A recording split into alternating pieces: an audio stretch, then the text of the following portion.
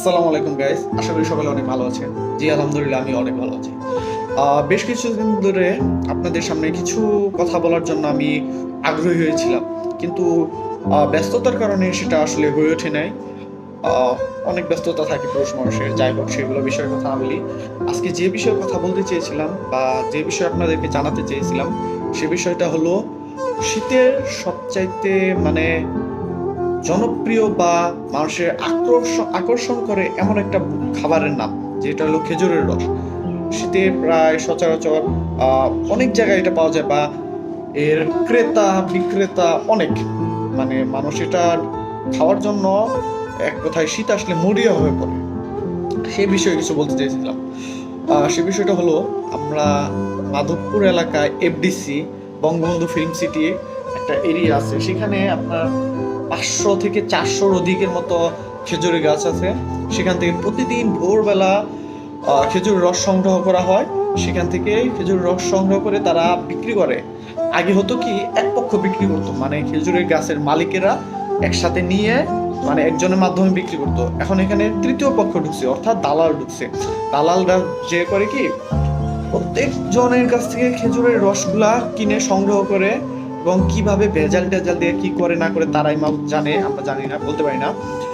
ভেজাল টেজাল দিয়ে তারা তৃতীয় পক্ষ ঢুকে ওই খাবারটা মানে খেজুরের রসটা তারা বিক্রি করে অধিক ও চড়া দামে। এটা তাদের বিষয়, ওইটা নিয়ে আমি কথা বলতে চাই না, ওটা আমার টপিকও না আজকে। তারা বিক্রি করে, এখন তাদের খাবারটা কতটুকু মানসম্মত, এখানে একটা কোশ্চেন থাকে।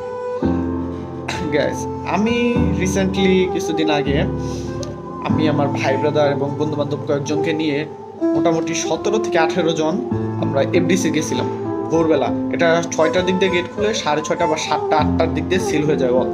যাই হোক, আমরা 6:30টার সময় সেখানে যাই। যাওয়ার পর আমরা খেজুরের রস কিনি 130 টাকা লিটার, এবং প্রতি বোতলের জন্য 10 টাকা করে দিতে হয়। ওকে, যাই হোক, 130 টাকা করে আমরা মানে টোটাল 7 লিটার খেজুরের রস কিনি। আমরা নিজেরা খাই এবং কিছু ফ্যামিলিতে নেওয়া যায়। ফ্যামিলিতে যেগুলো নিছে তারা পার্সোনালি নিছে। মূলত আমরা 17 জন ছিলাম, তারা খাইছি ওই 7 লিটার। 7 লিটার খাওয়ার পর একটা বিষয় আমি পরে খেয়াল করলাম, সেই দিন কিছু হয়নি। পরের দিন বা ওই দিন রাতে থেকে ম্যাক্সিমাম মানুষ, আমরা যে 17 জন, ম্যাক্সিমাম মানুষেরই বিভিন্ন অসুখে ভুগতেছিল। কারো পেটে ব্যথা, শরীর খারাপ, শরীর দুর্বল, এবং আরো বিভিন্ন ধরনের সমস্যা। এবং আমি দুই একদিন পর তাদের সাথে আবারও কথা বলে জানতে পারি, এটা শুধু আমাদের 17 জনের মধ্যে না, যারা বাসায় নিয়ে গেছিল, বাসার ফ্যামিলি মেম্বার খাইছে, ভাই বোনেরা খাইছে, মা বোনেরা খাইছে, সকলেরই একই অবস্থা, সকলেরই বিভিন্ন ধরনের সমস্যা, পেটে ব্যথা, হ্যান ত্যান। এটা তাও 3 থেকে 4 দিন ধরে টানা চলছিল সবারই। এখন খেজুরের রস এটা আসলে স্বাস্থ্যের জন্য উপকারী না, উপকারীর থেকে ক্ষতিকরই বেশি। কেন? কারণটা হচ্ছে, এটা আপনি যখন রাতে কেউ খেজুরের গাছে যে হাঁড়িটা বাঁধার পর সেখানে তারা উন্মুক্ত রেখে দেয়, কোনো মানে পরিষ্কার পরিচ্ছন্নতা বা কাপড় দিয়ে আটকাবে বা সেফটির জন্য কিছু মেনটেন করবে, কিচ্ছু না, এমন নাথিং। তারা জাস্ট হাঁড়িটা বেঁধে রেখে দেয়, ওখান থেকে রসটা পরে হাঁড়িতে জমা হয়। এখানে বিভিন্ন বাদুর, ওখানে মানে বাদুর যে খেজুরের রস খায়, বিভিন্ন পোকামাকড় যায়। এবং আমি কিছু ভিডিওতে দেখছি, যদিও আমার চোখে পড়ে নাই, ভিডিওতে দেখেছি সাপ ঢুকে ওই হাড়িতে, সাপ যে ওই খেজুরের রসটা খায়।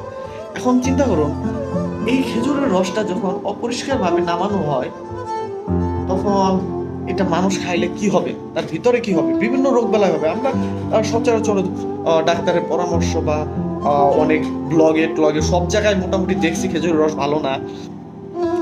তবুও আমরা তো যুবক ছেলেমেলে অনেক কিছুই মানি না, আমি নিজের মতো চলি ফিরি। যাই হোক, এখন এমত অবস্থায় যারা খাইছে সকলেই অসুস্থ হয়েছে। তো আমি মনে করি আমাদের দেখেও অ্যাটলিস্ট আপনাদের শিক্ষা নেওয়া দরকার, বা আমার বন্ধু বান্ধব যারা খাইছে, যারা শরীর খারাপ অসুস্থ হয়েছে, তাদের দেখেও আপনাদেরকে শিক্ষা নেওয়া দরকার। কারণ আপনি টাকা দিয়ে কি খাচ্ছেন? বিষ খাচ্ছেন, অসুস্থ হচ্ছেন। আপনি তো একদিন খায়াই 4 থেকে 5 দিন অসুস্থ হয়ে থাকেন।